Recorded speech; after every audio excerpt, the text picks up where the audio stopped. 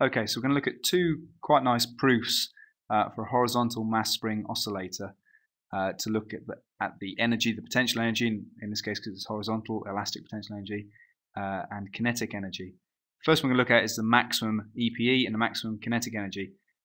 So if we consider the EPE of the spring, it's equal to half force times extension, if you remember back to unit 1. And if we're considering the max, obviously the maximum extension. If we put in the formula F equals Kx, then that formula changes. EP max now becomes equal to half Kx maximum squared. Again, half Kx squared is a formula you should know and love from unit 1. The maximum displacement, maximum x, is also known as A, so we'll replace it by A from now on. We also know the formula for the time period of a spring, and it's got capital T in it, and it's got K. So what we're going to do is we'll rearrange that to make K the subject. We end up with this formula here. So M to multiply by 2 pi over T all squared. Now 2 pi over T we know is omega, is the angular velocity.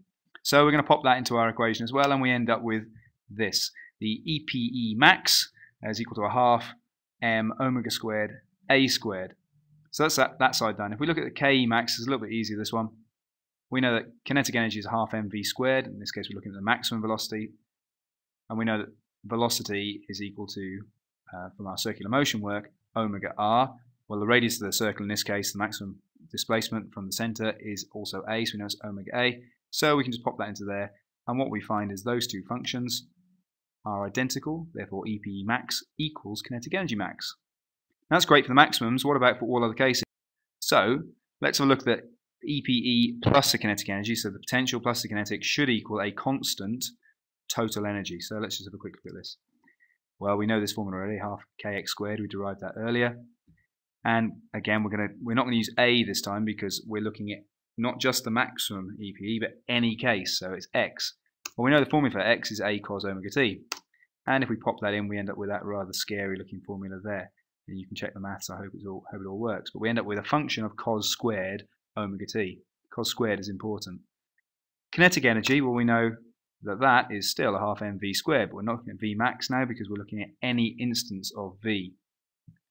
Well, going back to our formulas for SHM, if we differentiate rather the formula for X, we get a omega sine t, negative a omega sine omega t. Well, we've got to square that, and we end up with that formula there, which looks very similar, but it's got a sine squared. Now, we said that EPE plus kinetic energy equals a constant, so if we add them both together, we end up with that rather horrible-looking formula there. Now, it's quite interesting to see we've got cos squared omega t plus sine squared omega t. If you do A-level maths, you'll know this. If you don't, you'll have to just take my word for it. That cos squared theta, whatever it is, plus sine squared theta equals 1. It's one of the trigonomic identities, very, very important trig identity.